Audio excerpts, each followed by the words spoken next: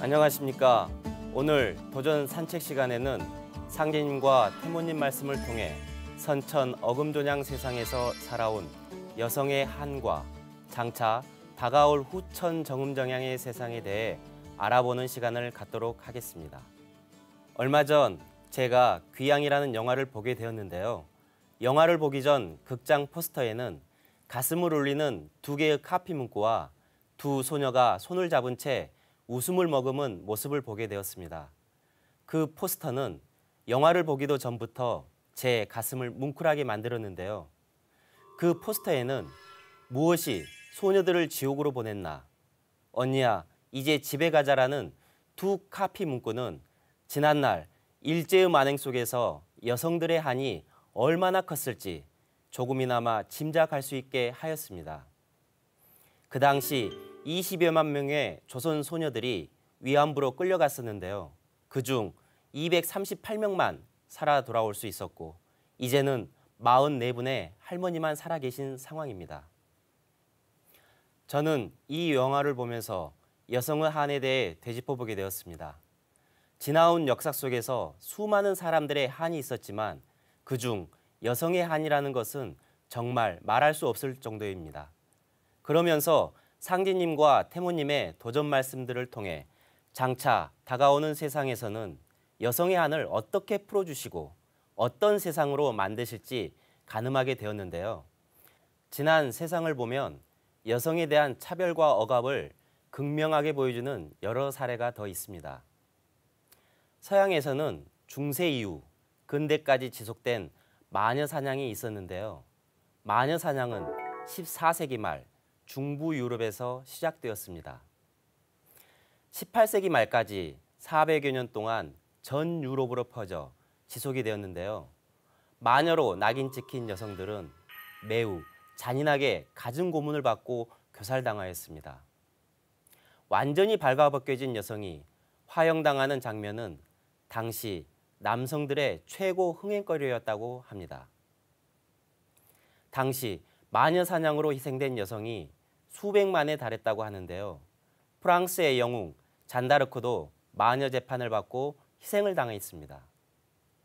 누군가 마녀라고 밀고 대면 당사자가 마녀라고 자백할 때까지 온갖 고문이 가해졌는데요. 자신을 변호할 기회조차 주어지지 않았고 심지어 화형에 쓰이는 경비마저 스스로 지불해야 했으니 지난날 여성의 한이란 이루 말할 수가 없었습니다. 동양의 사례로 과거 중국 여성들이 당한 원한을 살펴보겠습니다. 중국에는 작은 발 하나에 눈물 한 동이란 말이 있습니다. 발을 엉는다는 전족이 그만큼 고통스럽다는 말인데요. 옛날 중국 여성들은 전족을 하지 않으면 결혼을 할 수 없었고 남성들이 매력을 느낄 수 없었다고 전해집니다.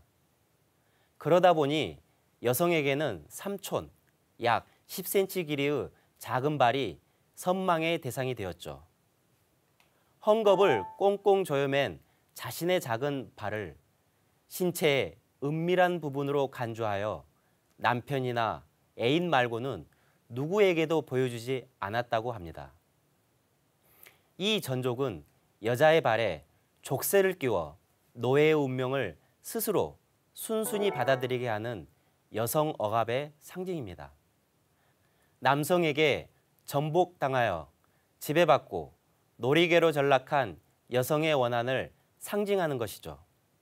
이처럼 고대 국가의 형성과 더불어 여성은 노예와 동일시되거나 남성과 노예의 중간적 존재로 전락했는데요. 노예의 노자가 계집여자 변이 들어있는 것도 그런 의미가 아닐까 합니다. 지금까지 몇 가지 사례이지만 지난날 여성의 원한은 정말 처참하였습니다. 이를 두고 도전 2편 52장에 있는 증산상제님 말씀을 보겠습니다. 선천은 어금존양의 세상이라 여자의 원한이 천지에 가득 차서 천지울로를 가로막고 그 화액이 장차 터져나와 인간 세상을 멸망하게 하느니라. 선천은 어금존양의 세상이라는 것입니다. 농부가 봄, 여름에 농작물을 심고 잘 가꾸어서 가을철에 수확하는 것처럼 우주에도 인간을 낳아서 기르는 우주 일련의 주기가 있습니다. 천지부모가 인간을 낳아 기르는 우주 일련의 봄, 여름을 선천이라 하고 가을, 겨울을 후천이라고 합니다. 우리는 지금 우주 일련의 여름철 말기에 살고 있습니다. 우리가 살고 있는 지구는 지축이 기울어져 있습니다. 기울어진 지축으로 인해 하늘 땅의 음양운동이 균형을 이루지 못하고 양중심으로 어그러져 있었습니다. 양의 기운이 퇴화되어 있고 음의 기운이 부족한 이 선천을 어금조냥의 세상이라고 하셨습니다. 어금조냥, 음을 누르고 양을 높인다는 뜻입니다. 천지의 기운이 어금조냥으로 되어 있다 보니 그 속에 살고 있는 인간과 모든 생명들도 어금조냥의 천지구조 모습을 가져왔던 것이죠. 인간의 의식과 사회제도도 어금조냥으로 발달해 왔습니다. 즉, 하늘과 신과 남성 중심으로 발전해 온 것입니다. 이로 인해 종교 문화도 여자가 지도자가 되는 경우는 없었습니다. 서양 문화에서는 인류의 탄생부터 여자는 남자의 갈빗대를 뽑아서 만들었다고 말합니다. 동양 문화에서는 여필종부라 하여 아내는 반드시 남편의 뜻에 순종해야 된다. 삼종기덕이라 하여 어려서는 아버지를, 시집가서는 남편을, 남편이 죽은 뒤에는 아들을 따르라고 여자의 도리를 가르쳤습니다. 또한 칠거지약이라 하여 지난날 아내를 집에서 내쫓을 수 있는 7가지의 조건을 말하는 건데요. 시부모에게 불순종하거나 아들이었거나 음탕하며 질투하거나 나쁜 병이 있거나 말이 많고 도둑질을 하는 것을 말합니다. 이처럼 여성에게는 모든 죄악과 어둠에 대한 책임을 떠넘겼으며 순결과 순종을 강요해 왔습니다. 상제님께서는 이러한 여자의 원한이 하늘과 땅에 축적되어 상극의 극점인 여름철 말에 이르면 그 화액이 한꺼번에 터져나와 인간 세상을 멸망하게 한다고 하신 것입니다. 자, 상제님께서는 이제 이러한 여자의 원한을 풀어주시는데요. 도전 4편 59장을 보겠습니다. 이때는 해원시대라 몇천 년 동안 깊이 갇혀 남자의 완론거리와 사역거리에 지나지 못하던 여자의 원을 풀어 정음정양으로 건곤을 짓게 하려니와 이 뒤로는 예법을 다시 꾸며 여자의 말을 듣지 않고는 함부로 남자의 권리를 행치 못하게 하리라. 이 세상의 절반이 여성인데요. 동서양을 막론하고 지난 수천 년 동안 여성은 남성의 완론거리와 사역거리밖에 지나지 못했다고 하셨습니다. 여기서 완론거리란 남자가 마음대로 가지고 놀 수 있는 장난감이란 뜻이고 사역거리는 일을 시킨다는 대상을 말합니다. 남자의 완론거리와 사역거리에 지나지 않던 여자의 원한, 어떻게 풀 수 있을까요? 우주의 주재자이신 증산상제님께서는 우주의 질서를 바꾸어 주십니다. 여자의 원을 풀어 정음정양으로 건곤을 짓는다. 어금조냥의 선천세상에서 정음전향의 후천세상이 열릴 수 있도록 천지일월의 틀을 바로잡는 대개벽 공사를 집행하셨습니다. 천지질서의 근본을 바로잡아 주신 증산상제님, 여성을 바탕으로 해서 음양의 문제에 근원적인 처방을 내려주신 것이죠. 이로 인해 음과 양의 완전한 조화를 이루는 이상적인 꿈의 낙원 세계가 열리게 되는 것입니다. 도전 2편 53장을 보겠습니다. 여자가 천하사를 하려고 염주를 딱딱거리는 소리가 구천에 사무쳤나니 이는 장차 여자의 천지를 만들려 함이로다. 그러나 그렇게까지는 되지 못할 것이요 남녀 동권 시대가 되게 하리라. 사람을 쓸 때에는 남녀 구별 없이 쓰리라. 앞 세상에는 남녀가 모두 대장부요 대장분이라. 상제님께서는 여성과 남성에 대한 낡은 가치관을 허물어뜨려 주셨습니다.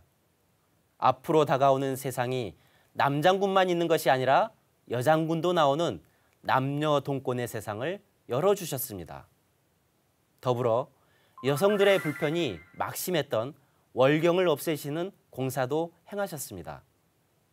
다음 도전 2편 54장 말씀을 살펴보겠습니다. 부인은 한 집안의 주인이니라. 음식 만들어 바라지하고 자식 낳아 대이어주고 손님 오면 접대하고 조상 받들어 제사 모시니 가정 만사 부인의 손길이 미치지 않는 곳이 없느니라. 망고의 음덕이 부인에게 있나니 부인을 잘 대접하라. 나 또한 경홀치 않느니라. 부인 수도는 내 도의 근간이요 대본이니 이후에 부인들 가운데서 도통자가 많이 나리라. 여성의 공덕은 이렇게 큰 것입니다. 망고의 음덕이 부인에게 있다. 부인을 잘 대접하라. 상제님께서도 경홀치 않는다는 말씀을 해주셨습니다. 또한 이 뒤로는 예법을 다시 꾸며 여자의 말을 듣지 않고는 함부로 남자의 권리를 행치 못하게 하리라 하셨으니 다가오는 후청 가을 음도의 세상은 여성의 덕이 얼마나 클지를 말씀하신 것으로 망고의 음덕, 이 세상 큰 공덕이 부인인 여성에게 있다고 말씀하신 것입니다. 영화 귀양을 보며 지난 선천 세상을 살아온 여성들의 원한이 얼마나 컸을지 생각하게 되었습니다. 또 장차 다가올 앞 세상은 정음정양의 남녀 동권 시대라 선언하신 상제님 말씀을 생각하게 되었습니다. 이는 여성을 바탕으로 하여 음양 문제의 근원적인 처방을 내려주심으로써 비로소 여성의 원한을 해소할 수 있게 된 것이죠. 성숙한 우주 가을철을 맞아 대자연을 다스리시는 하나님의 문화가 생활화되어 지구촌에는 남녀 동권이 이루어질 것입니다. 그리고 세상의 모든 구조적인 불균형이 사라지고 조화와 통일의 이상세계가 펼쳐지게 될 것입니다. 오늘 도전 산책 시간에는 여성의 한과 장차 다가올 정음정양의 세상이라는 주제로 상제님, 태모님의 말씀을 살펴보았습니다. 오늘을 계기로 다시 한번 세상의 절반인 여성에 대한 소중함을 깨닫고 생명력 있는 삶을 사시길 기원드리며 오늘 도전 산책 시간을 마치도록 하겠습니다.